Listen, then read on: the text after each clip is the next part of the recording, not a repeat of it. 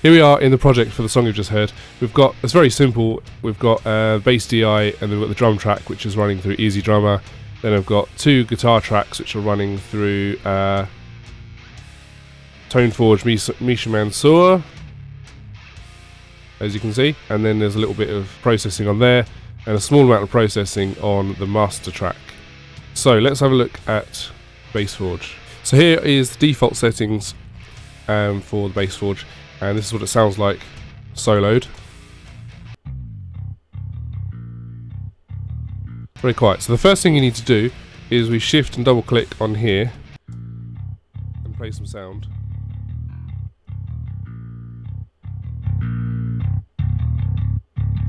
And that automatically calibrates the input level. So in this particular instance, the DI is very low, I guess, and it's been increased. So I'm going to run through the controls you've got here. You've got clean, nasty, which basically is a blend from like a clean channel and a distortion channel.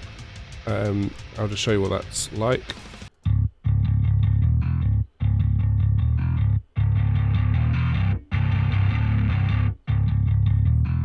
And I like how the eyes change colour as you slide up. It's quite a nice touch.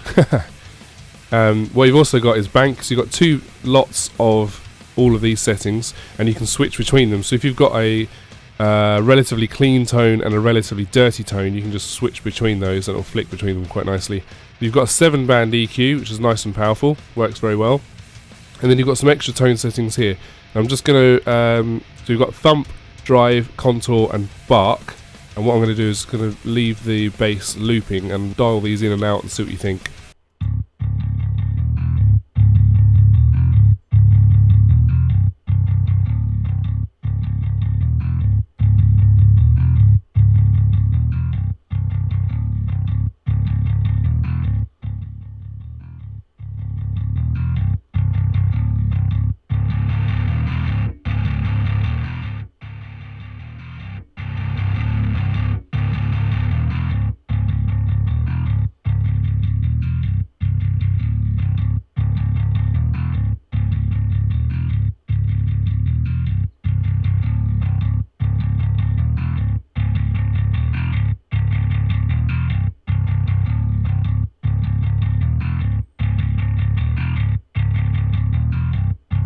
You've also got, I guess this is a distortion pedal that goes in before. Again, I'll fiddle with the settings on this. We've got blend, era, level, and drive. So I'm going to switch this on, and I'll dial through these while the bass is still looping.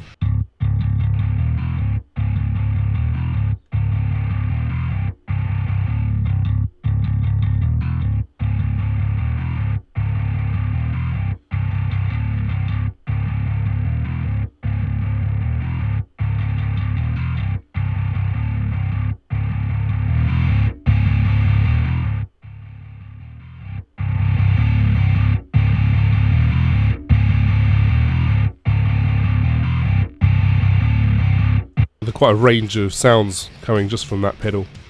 The next thing we've got along here is your cab. So it comes with the JST matched cab, which is what we've been listening to so far. We've also got 4 different microphones for an Ampeg 8x10.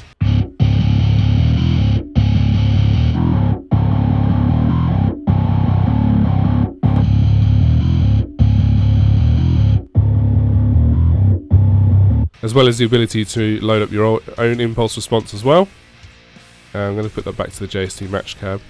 And then next we have the effects. So you've got chorus and reverb.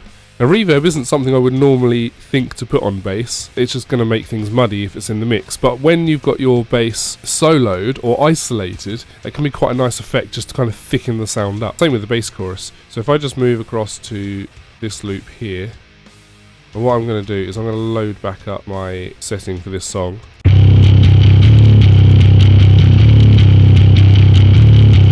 And then what I'll do is I'll turn on the chorus and run through the effects on there.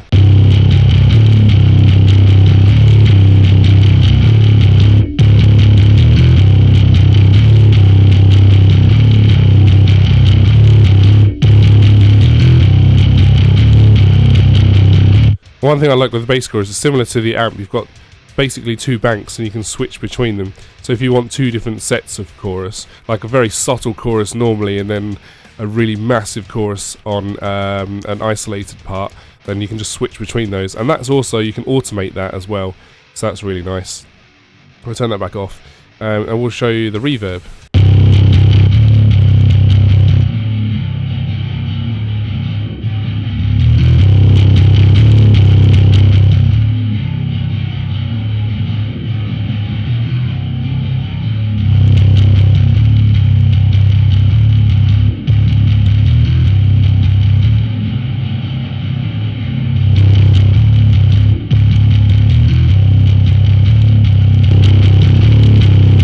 So that's pretty cool. We've also got a mono stereo switch here as well. And then the next, after the effects, we have EQ, which is pretty straightforward.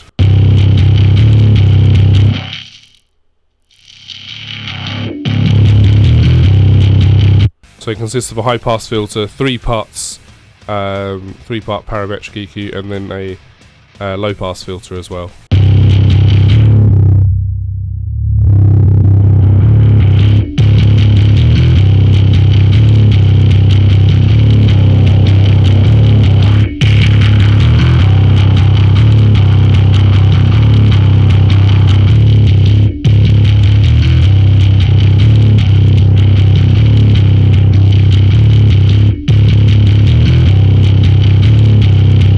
And then lastly, we have the mix section, which is kind of a combination of compressor and limiter, and it's also got a crossover here as well.